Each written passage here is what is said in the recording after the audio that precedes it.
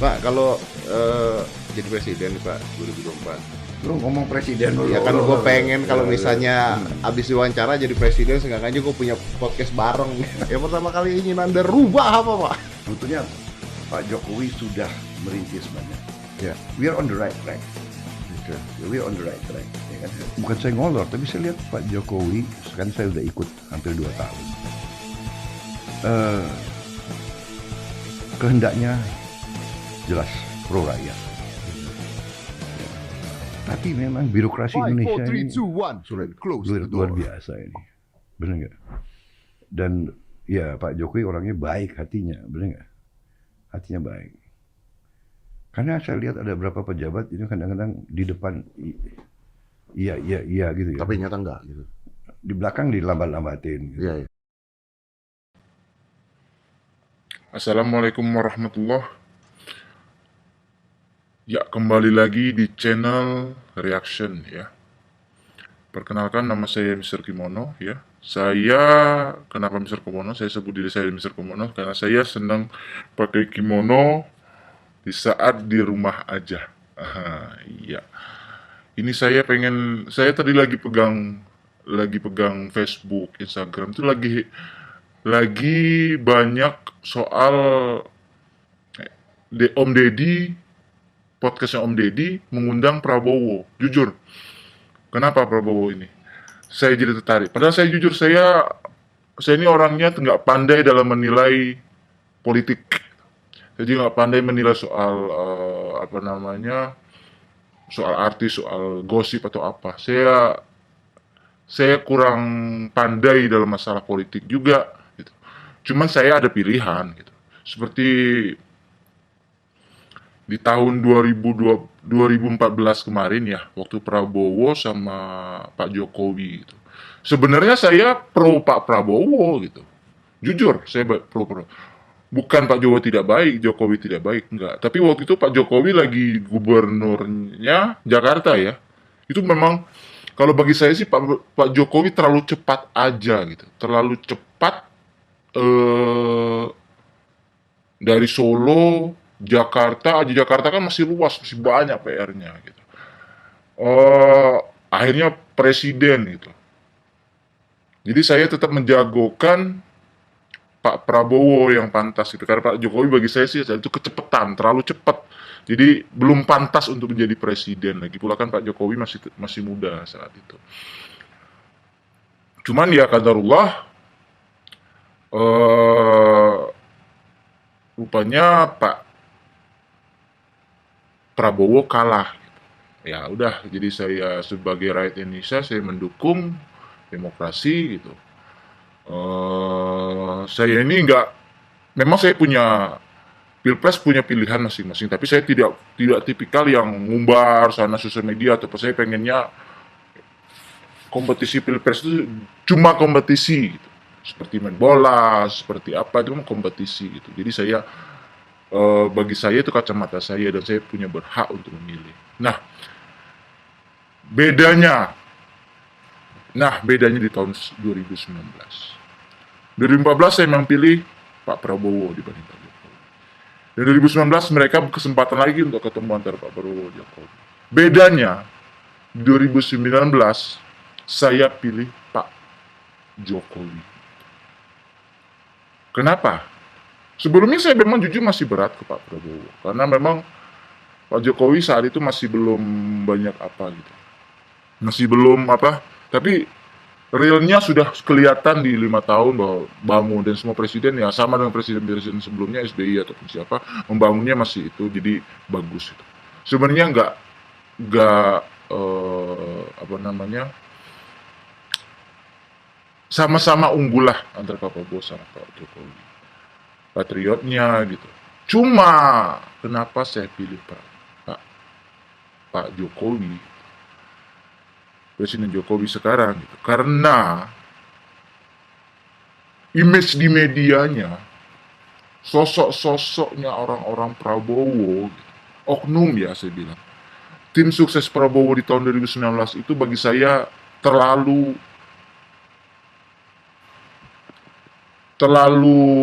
arogan, terlalu menjelekkan pasangannya, terlalu fitnah seperti model PKI lah, seperti banyak hoax, terlalu banyak menyebarkan hoax di dalam image-nya Pilpres tim suksesnya Pak Prabowo. Dan terkesan bahwa Pak Prabowo itu terkesan seperti arogan, seperti apa namanya, seperti memang semuanya tim sukses itu menurut saya, bagi saya mungkin apa itu bukan inisiatif mereka, itu mungkin dari perintah dari Pak Prabowo. Jadi yang ada image-nya, saya akhirnya berbalik memilih Pak Jokowi. Nah, tapi jujur, setelah memang banyak drama-drama yang dibuat, gitu. Semacam apa namanya, Pak Prabowo tuh coba untuk menggulingkan, kesannya untuk menggulingkan eh, presiden lah ya, awal-awal pengumuman. Tapi jangan bikin saya terkejut. Kenapa ini Pak Prabowo mau masuk kabinet? Itu saya semacam ada suzon itu. Ah, mungkin Pak Prabowo, karena kan saya lihat sejarahnya, kalau presiden ada apa-apa, itu yang maju tuh wakil atau menhan untuk menjadi presiden. Saya itu image-nya udah jelek. Karena saya lihat bukannya Pak Prabowo nya balik lagi. Dari oknum-oknum sekali tim suksesnya yang ya nggak usah disebut lah satu persatu. Tapi itu sudah terbukti bahwa semua hoax, semacam PKI lah ini sebar kabar bohong, terlalu banyak fitnah lah, terlalu keras. Yang saya akhirnya timbulnya kesannya terlalu, karena saya trauma apakah akan kembali lagi sosok Pak Harto di dalam, kalau Pak Prabowo bisa jadi presiden lagi gitu. Akan kembali gitu, apalagi dilihat dari keluarga kecendananya udah ikut lagi gitu. Nah itu awal saya mengenal Pak Prabowo. Kembali lagi, yuk kita sama-sama. Nah, dan saya lihat kenapa saya tertarik. Saya ingin bikin video reaction buat namanya, katanya Om Deddy gitu, lagi podcast sama Pak Prabowo ya hari ini ya. Kita lihat ya. Di channelnya Om Deddy ya, kita lihat ya. Itu muncul di Instagram dan di apa namanya, Facebook, kita lihat ya.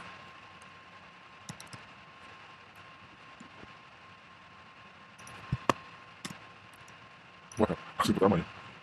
Waduh, baru 9 jam udah hampir 3 juta yang melihat. Artinya saya juga ikut tertarik gitu.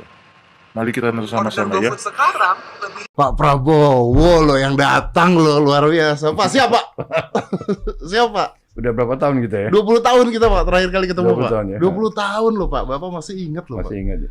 Saya tuh saya main di Regent Hotel ketemu Bapak, terus Iya. main di meja, masih ingat. Masih ada ibu saya. Masih ada Iya. ibu, betul. Wah, luar biasa. Berarti Bapak Loh, apa itu? sendok. Garpu. Iya, garpu. Sendok itu garpu ya? Sendok, garpu. Sendok. Heeh. Oh, belokin. Sampai gitu. satu hotel tuh habis semua, saya dipecat akhirnya. Tapi enggak, Bapak gila banget. Ingatan Bapak masih ingat detail tersebut loh, Pak. Iyalah, bener nggak, siapa yang enggak? Keren loh. Anda waktu itu kan sangat unik, Iya, ya kan? betul. Kumisnya juga unik. Oh iya, dulu agak serem. Agak serem. Jadi begitu tuaan saya mudain Pak mukanya.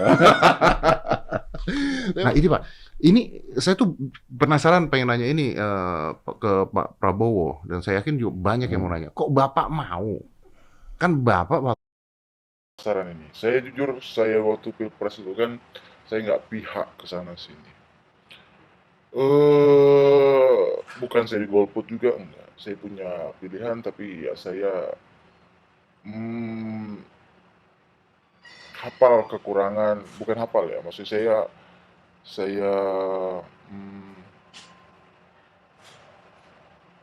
melihat potensi antara kedua, sebenarnya positif, semua positif. Jujur saya sangat penasaran tuh sosok Pak Prabowo setelah Pilpres. Jujur saya juga pribadi, ya semenjak Pak Prabowo menjadi menteri itu di media sudah sangat jarang. Dan jujur saya pengen mengenal sosok Pak Prabowo. Alhamdulillahnya di Kobuser ada undangan bisa mengundang Pak Prabowo. Jadi saya bisa menonton karakter. Ini udah belum berapa jam ini ya. Nih, lihat. Baru berapa jam ini udah hari ini nih. Mungkin cuma antara 8 jam kemudian. 8 jam yang lalu tapi udah pengen nonton ya, Masya Allah ya. Kita lihat ya reaction saya. Sama-sama reaction lah. Untuk mengenal Pak Prabowo lebih dalam kalau pribadinya. Tapi gue lihat sih ngobrol sama Om Deddy sampai lolo gue jadi asik juga ya. Jadi nggak seserem apa yang diberitakan media ya rupanya ya. Oke, kita lihat dulu ya. Waktu itu bersaing di pemilihan presiden dengan Pak Jokowi. Iya. Terus tiba-tiba Bapak diangkat jadi Menhan. Iya. Banyak orang kecewa. Banyak Iya. orang kesel. Iya. Dan kok Bapak mau gitu? Kok Bapak nggak, wah udah pokoknya gue terus aja ngelawan Pak Jokowi. Pokoknya gue di luar lawan Pak Jokowi gitu. Kok Bapak, oke Nah. saya jadi Menhan. Oh ini. Jadi begini ya, kan begini. Gue nanya gini aman nggak? Aman dong. Jadi saya juga nggak mengerti kok orang banyak yang bertanya seperti itu, karena bagi saya ya begini, kita rival dalam suatu kompetisi, Oke. ya kan? Apakah rival dalam suatu kompetisi itu harus jadi lawan? Coba kita ingat waktu kita di sekolah, kita ikut Adu lari deh. adu lari. Ada yang menang, ada yang kalah. Oke, lo dapat piala. Hah, benar nggak? Iya benar. Gue main sepak bola, tim gue kalah. Ya udah. Apa kita gebuk-gebukan?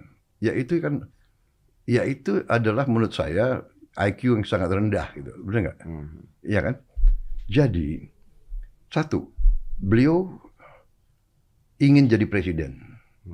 Gue ingin jadi presiden. Dia mau jadi presiden untuk apa? Kan untuk mengabdi, Iya betul. untuk berbakti. Untuk apa? Untuk Indonesia kan? Iya. Saya juga begitu. Tujuan sama mungkin caranya beda lah. Nah, intinya. saya juga mau berbakti untuk Indonesia. Nah, kalau sama-sama mau mengabdi untuk orang Indonesia, kok harus melawan? Setelah selesai ini ya. Ya setelah selesai, kan lebih baik dua-duanya kerjasama untuk mengabdi, untuk merah putih. Jadi ini saya belajar ini dalam sejarah. Tapi kan susah Pak. Saya belajar dalam sejarah ya. Saya mau cerita ini yang saya belajar, dan ini menjadi semacam panduan untuk saya. Ada dua peristiwa penting yang saya baca dari sejarah. Yang satu itu di Jepang. Ada dua panglima sangat kuat. Hideyoshi Toyotomi, dan yang satu Tokugawa Ieyasu. Ini dua-duanya hebat, dua-duanya kuat. Satu saat mereka hampir perang, mau berhadapan. Hideyoshi bilang, saya mau berunding dulu sama Takegawa. sama ya lawannya itu, sama Ieyasu ya. Oh, Yesus. Mereka berunding, kemudian si Hideyoshi bilang, Anda lihat di belakang saya ini, tentara saya kuat, semangat, jumlahnya banyak. Tapi saya lihat tentara Anda semangat, kuat, jumlahnya banyak. Besok bisa Anda menang atau saya menang. Tapi kalaupun saya menang, anak buah saya banyak yang akan mati. Kalau kau menang, anak buahmu juga akan banyak mati dan luka. Artinya besok malam, orang tua Jepang, banyak ibu dan bapak Jepang Kehilangan anaknya, akan nangis. Saya tahu Anda cinta Jepang. Saya juga begitu. Kita mau mempersatukan Jepang dan kita mau bikin Jepang kuat. Untuk apa kita perang? Apakah nggak lebih baik kita bersatu untuk mempersatukan Jepang dan Jepang jadi kuat? Si Ieyasu bilang, setelah saya berpikir Anda benar. Untuk apa kita berperang? Mari kita bersatu. Nah, itu bagi saya sangat besar pelajarannya. itu logika sebenarnya. Yang kedua, pelajaran kedua, yang saya terima itu Abraham Lincoln dari Ya, dari Amerika. Abraham Lincoln begitu menang, dia memilih salah satu lawan dia, namanya Seward kalau nggak salah, Seward, Seward. Seward ini senior dia, lebih tua, dan lawan dia udah 20 tahun. Dia pilih Seward menjadi Secretary of State. Dia di kabinet dia. Si Seward kaget. Seward tanya, kenapa Anda pilih saya? Anda tahu saya nggak suka Anda. Habis itu Abraham Lincoln jawab, oh saya tahu Anda tidak suka saya. Saya pun tidak suka Anda. Abraham Lincoln jawabnya bilang, saya ngerti. tapi Abraham Lincoln jawabnya apa? I know that you love the United States of America. And I love the United States of America. So, why don't we work together for the same goals ya. Yeah, for United States. You sebetulnya bukan mengabdi untuk saya. Kita berdua mengabdi untuk Amerika Serikat. Itu saya juga belajar. Oh, begitu ya. Negara besar ya kayak begitu. Tapi nggak ada ego yang diturunkan akhirnya, Pak. Begini, kalau kecewa pasti ada dong. Siapa yang manusiawi kan pasti. Manusiawi, tapi kan kita istilahnya kan kita komitnya untuk mengabdi untuk Merah Putih. Dan mengabdi, benar nggak? Nah, di situ saya juga lihat Pak Jokowi, saya kira di lingkungannya juga banyak nggak setuju ajak saya jadi Menteri Pertahanan, benar nggak? Iya. Saya percaya. Saya yakin. Saya yakin. Saya yakin sekali. Pasti banyak yang, ngapain nih? Ngapain? Benar nggak? Udah. Prabowo ngapain ada di sini? Bahaya. Gitu. Bahaya. Nanti dia kudeta lagi kan gitu. Muka kudeta kali ya. Muka Bapak memang tampaknya kudeta. Iya kan? Tapi artinya ketika Pak Jokowi bisa mengambil keputusan itu, dia juga menurunkan egonya aja, sama-sama menurunkan egonya. Kan kita untuk Merah Putih. Kan begitu. Nah, ini menariknya ini. Jujur ya, sebelum saya dengar podcast ini, Om Deddy ini soal Pak Prabowo waktu Pilpres kemarin, saya sempat menilai terlalu cepat soal sosok Pak Prabowo. Memang dulu saya sangat favorit waktu Pak Prabowo tahun 2014, beliau tuh tegas. Tapi 2019 kemarin terkesan terlalu arogan, terkesan terlalu kayak haus jabatan, terkesan pengen untuk kepentingan pribadi. Tapi saya lihat dari video ini, saya lihat juga heran kenapa Pak Prabowo bisa mau jadi menteri gitu. Istilah kasih itu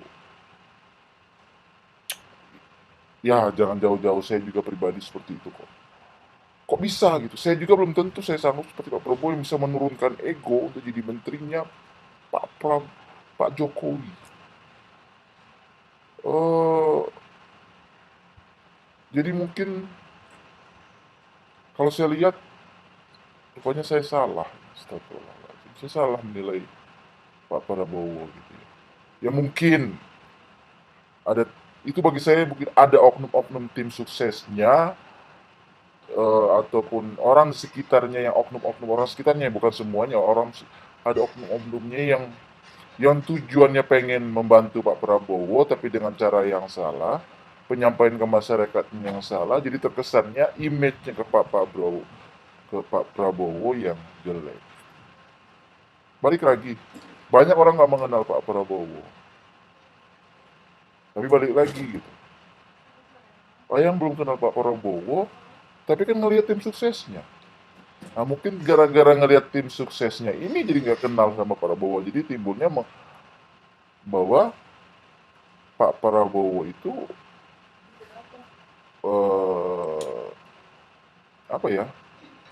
Pak Prabowo itu rupanya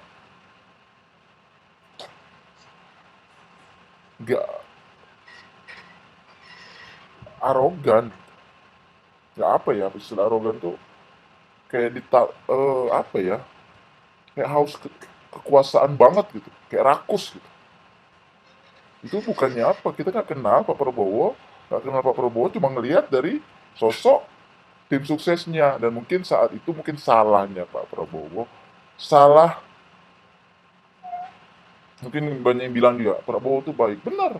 Ini saya lihat memang Pak Prabowo memang baik. Mungkin banyak yang orang di sekitar Prabowo, oknum-oknum yang menilai, yang untuk cari muka atau apa, jadi menilai Pak Prabowo itu. Jadi akhirnya mereka menghancurkan nama Prabowo waktu Pilpres kemarin. Sampai image-nya Pak Prabowo apa, akhirnya banyak dibully. Tapi sebenarnya Pak Prabowo saya lihat, wah, yuk kita lanjut lagi nontonnya. Kalau saya lihat ini memang benar patriot banget ini. Benar-benar sosok pemimpin sebenarnya Pak Prabowo. Dan saya setuju nih Pak Prabowo jadi Menteri Pertahanan. Keputusan Pak Jokowi memang Masya Allah Tabarakallah, luar biasa nih. Iya. Bener nggak? Mantap. Ya? Keren. Iya, jadi di situ, dan saya kira kita kasih pelajaran, benar nggak? Oke, saya ngerti dari sisi Bapak. Saya ngerti. And I'm salute with you. But that's logic, no? It is logic. Iya, It is iya. logic. Dan saya salut Dan dengan bayangkan ya, kalau pemimpin karena egonya berantem perang dan hancur nih negara. untuk jabatan ya, jabatan itu tanggung jawab loh. Iya, betul. Benar nggak? Betul. Iya kan? Saya salut sama Bapak nih. Tapi masyarakat ada yang marah kan, Pak. Nah, Ya kita harus berani untuk menjelaskan. Saya jelaskan ke pengikut-pengikut saya, benar nggak? Sudahlah. Saya cerita kepada mereka di partai saya kumpulin. Karena kan yang banyak keras itu juga justru dari partai saya kumpulin dan saya ceritakan Hideyoshi, saya ceritakan juga Abraham Lincoln, saya juga ceritakan Mao Zedong. Mao Zedong pun juga begitu. Waktu begitu menang dia tahun 49. Kuomintang kalah, ya. dia pilih salah satu, di sana sistem dia ada beberapa wakil presidennya. Salah satu wakil presiden yang dia pilih Lawannya adalah jenderal dari Kuomintang. Si jenderal itu datang ke Mao Zedong. Anda kenapa milih saya? Saya kan pernah membunuh anak buahmu. Ribuan saya pernah bunuh. Mao Zedong bilang, jangan kita bicara masa lalu. Stop. Kita bangun Tiongkok yang baru. We look to the future. Nah, ya itulah kebesaran jiwa seperti itu. Akhirnya Tiongkok sekarang kayak apa? luar biasa. Benar nggak? Gila. Ya, bangkit kayak apa? Nah itu. Jadi kita selalu harus punya wisdom, kearifan, dan komitmen seperti itu. Ini 3 cerita itu. Saya pikir, wah, saya juga begitu. Saya tidak. Kedua, ya intinya itu. Saya yakin Pak Jokowi bekerja untuk Merah Putih. Itu yang saya bilang ke beliau. Saya bilang, Pak, 2 kali kan dia menang lawan saya. Saya bilang, Pak, saya yakin di dalam hatimu, dalam hati Bapak Merah Putih, Pancasila. Menurut Bapak sekarang gimana Pak Jokowi? Makanya karena itu saya bilang, saya yakin Bapak Merah Putih, Bapak Pancasila. Karena itu saya mendukung Bapak. Iya kan? Iya kan? Benar nggak? Tapi justru, karena we both love the Republic of Indonesia. iya. Tapi Benar nggak? justru kata-kata Bapak ini maksudnya yang bikin saya salut sama Bapak ya. I salute you for 2 things. Of course for the fight, of course ya, pada saat kepresidenan. Oh iya dong. Dan kita berjuang. Tapi yang saya salut kompetisi lagi, gitu. kompetisi. Tapi yang saya lebih salut lagi ketika tadi Bapak bilang, ya udah kalau kalah tapi tujuannya untuk Indonesia, ya oke kita perang bareng.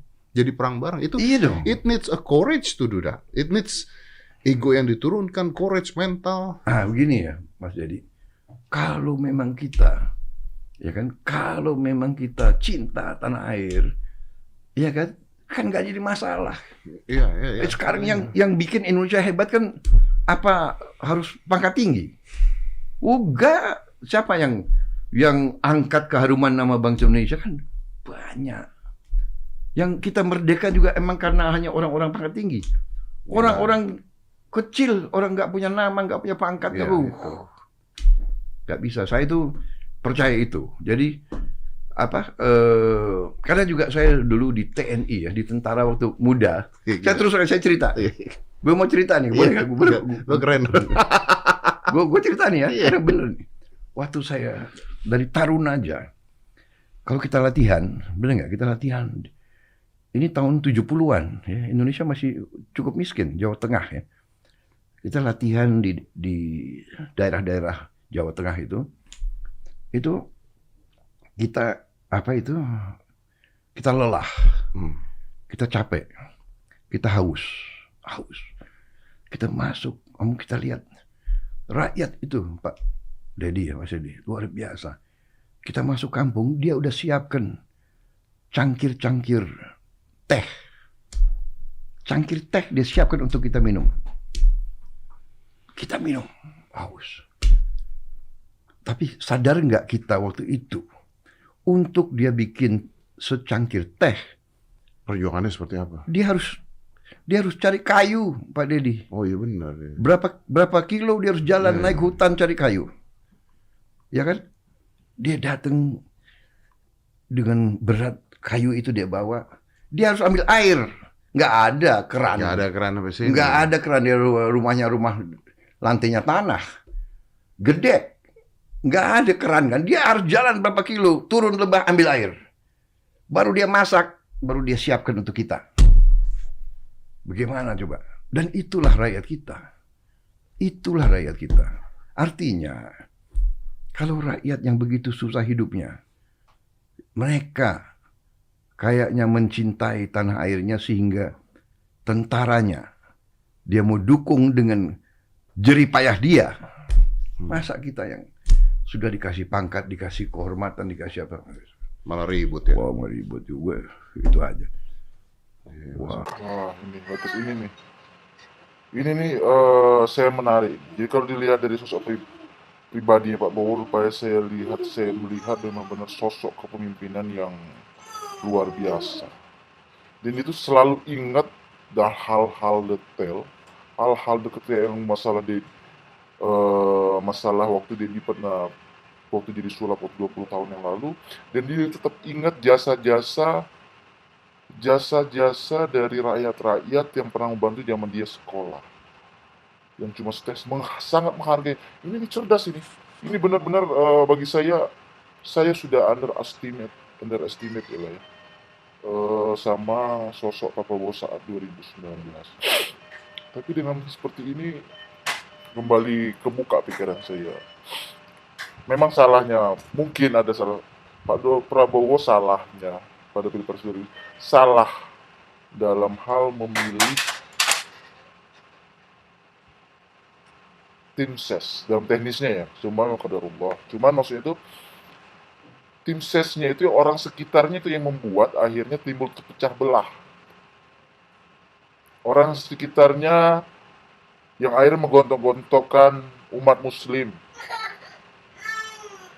Orang sekitarnya yang akhirnya dapat yang menyebarkan hoax, jadi timbulnya yang jelek nama Pak Prabowo. Sedangkan sosok Pak Prabowo bagi saya, Masya Allah ini luar biasa gitu. Nah itulah memang untuk pelajaran buat calon-calon pemimpin.